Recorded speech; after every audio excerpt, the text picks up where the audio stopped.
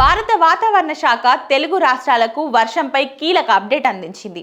బంగాళాఖాతంలో నూతనంగా అల్పపీడనం ఏర్పడుతున్న నేపథ్యంలో ఆంధ్రప్రదేశ్ మరియు తెలంగాణ రాష్ట్రాలలో భారీ వర్షాలు కురిసే అవకాశం ఉందని తెలుపుతున్నారు.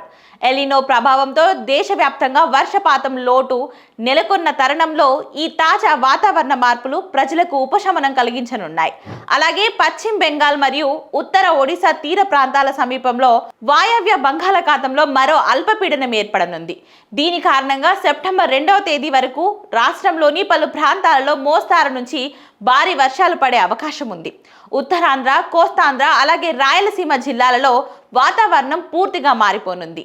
తీర ప్రాంతాలలో గంటకు 150 కిలోమీటర్ల వేగంతో బలమైన గాలులు వీచే ఛాన్స్ ఉంది. అలాగే ప్రస్తుతం ఏపీలో రికార్డు స్థాయి ఉష్ణోగ్రతలు నమోదవుతుండగా తెలంగాణలో కూడా స్వల్పంగా వర్షాలు పడుతున్నాయి.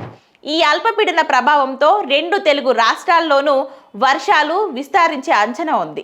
అలాగే జూన్ 1 నుంచి ఆగస్టు 26 వరకు దేశంలో సగటు వర్షపాతం లోటుగా నమోదైంది.